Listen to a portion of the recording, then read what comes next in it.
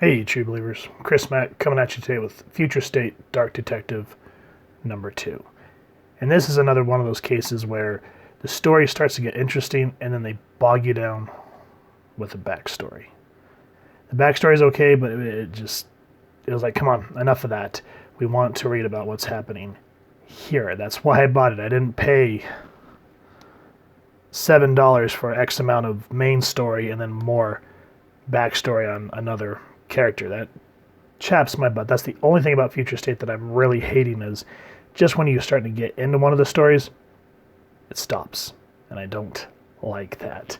But anyway, with that aside, let's go ahead and jump into this. It was a relatively interesting read. So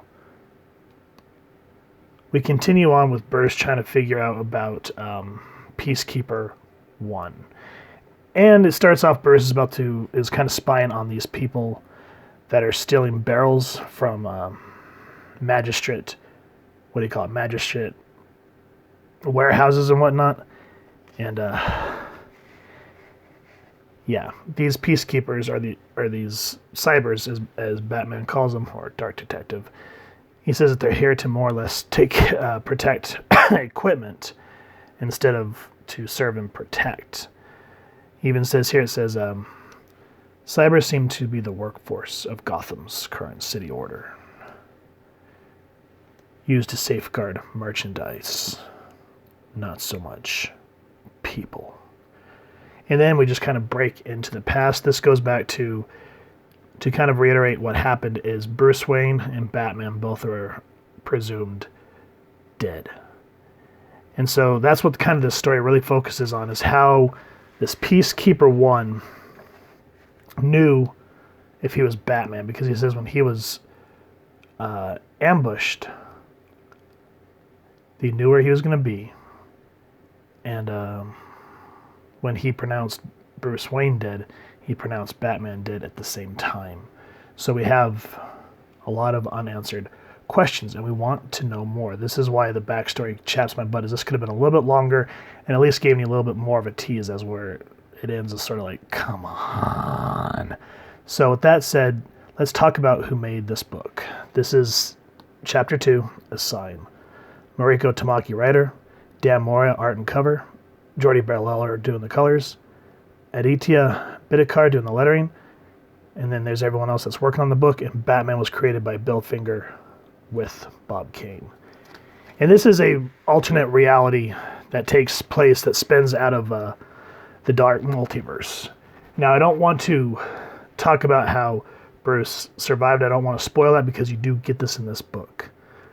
But again, I kind of like how he sorts of reinvents himself, sort of like how he did in Frank Miller's Year One, where, you know, he tries to go out on the streets, gets shot, and he's about to die in the study.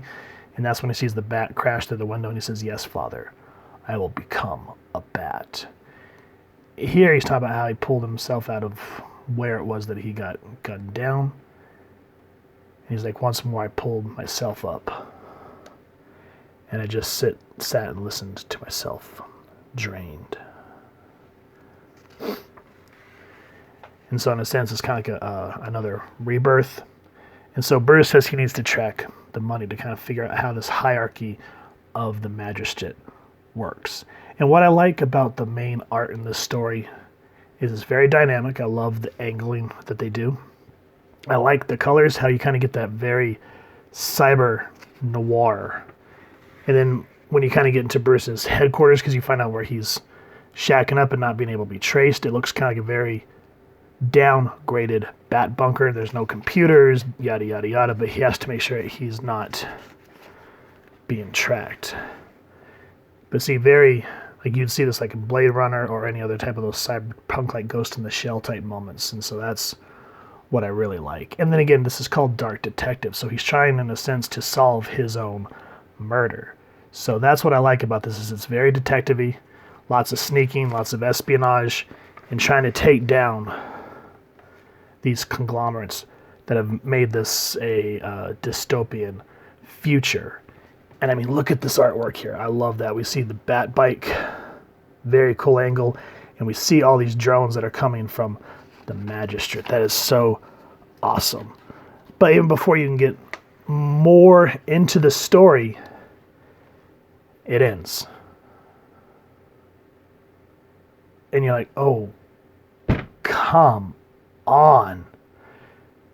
They could have gone a little bit further. Because then what you get stuck with is a story with Red Hood.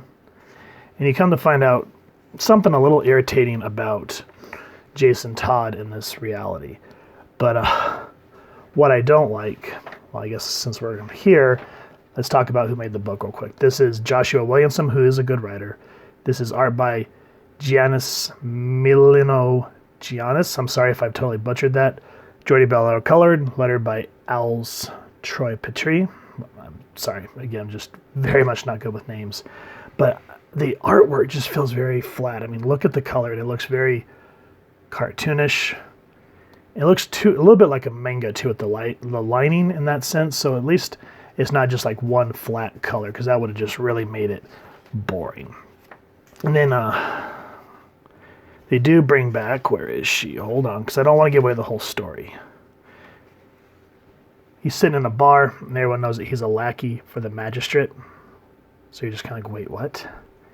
And you do find that he's teamed up, which I'm kind of glad that they do have his relationship with Rose in this story, because those two work together. I don't know, they're just two very broken people that are connected.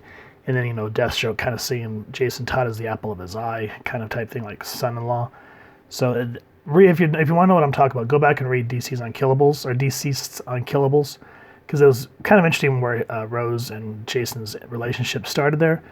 I don't know if in Red Hood Outlaw if it's the same thing, but when they're teamed up like this, I like it. But I mean, look at the faces. This looks like something you'd see on like web comics, because web comics come out weekly, so they have to really hustle to get the work done. This is a $7 comic book. And we get almost like Peanuts style artwork. I'm not trying to be too bashy on it, but we just saw this gorgeous artwork from the main story, Dan Mora and his team. And then this is the backup story. I think I wouldn't have been so irritated, because I like Joshua Williamson's work. His writing on The Flash, phenomenal. But I think what just kind of killed it for me is the artwork. I try to forgive it, but sometimes, even though you have a good story, you look at the artwork and you're just like, I don't want to look at this. This is boring. And, maybe if this was just like, I don't know. Let me know what you guys think down below. But after the artwork we got, like you look at those panels and then we go back. Hold on. And we see something like this, and you're like, wow, that's breathtaking. That is gorgeous. And then we get stuff like this. Come on, do better, especially for a $7 comic book. And that's why I'm still reading this, is because I'm liking what's going on with Dark Detective. I just don't like these backup stories. Like the last one was Grifter. The artwork was okay, but I'm just like, no. I want to focus on Batman. If I want to read Grifter, I'll go read Image. If I want to read Red Hood, I'll go read, Red Hood Outlaw. I buy this because I want to see what's going on with Bruce Wayne. I'm liking this detective story. I am loving the art team. They are doing an absolutely good job. And another thing, real quick, that I want to throw in here is there's a lot of references to the Joker War. So you're saying that, like, these conglomerates, they weren't as powerful as they were before the Joker War and stuff. So I like that Mariko Tamaki kind of is tying in what James Tynion is doing in the main Batman story, which if you're not reading the main Batman arc, you guys are missing some awesome storytelling. I kind of feel like the Joker War and all that stuff eventually will go down as one of those cool stories like we would talk about with Nightfall, Death in the Family, or even the newer stuff like we talked about the Court of Owls and Death of the Family and stuff like that. So anyway, Future State Dark Detective #2. Main story with Bruce. I'm liking it. I was really hesitant that all the Future State books were going to be kind of, but this one is probably by far the best of all of them. The new Batman, we'll go over issue 2. Issue 1 wasn't too bad, but again, it gets stalled by backstory. And if you're going to do that, then make like an anthology comic. Don't call it Dark Detective and then hit us with backstory. That major pet peeve, especially when the story is so good and you want to read more of it. But anyway, I'd love to hear what you guys think down in the comments below. If you've enjoyed this comic book, please first and foremost support your local comic shop and pick up a copy. And if you've enjoyed this review, we really would appreciate if you take a moment to hit like, share, and subscribe. Helps the club channel more than you could possibly know. And if you won't mind hitting that fancy little bat bell next to subscribe, that way as we continue to upload content, you guys will get notified. You can come to the channel, and I was just stating a moment ago, we love to talk with y'all and hear your feedback down in the comments or our social media pages, which I'll make sure to leave the links down in the description. So with all that said, thank you so much for stopping by. Hope you all continue to have an absolutely amazing day reading, and happy hunting, true believers.